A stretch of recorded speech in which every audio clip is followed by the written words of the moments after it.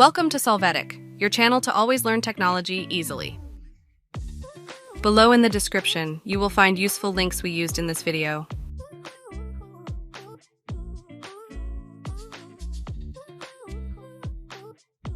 Today in Solvetic, we will see how to upload an Instagram story from a laptop. We will start by opening Instagram in Chrome and log into our account. Next, we enter our Instagram profile. After that, click on the More menu and then More Tools to find the Developer Tools option.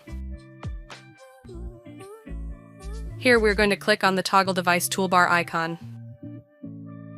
Then, we will go to the upper configuration bar that appears and choose a mobile model. If we now return to the Instagram homepage, we will see that the option to add a new story appears in Create. Hey, remember to subscribe Solvetic channel.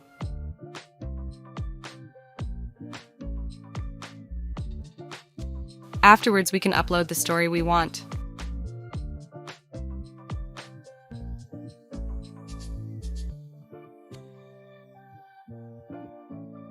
Once uploaded, we can close the developer window.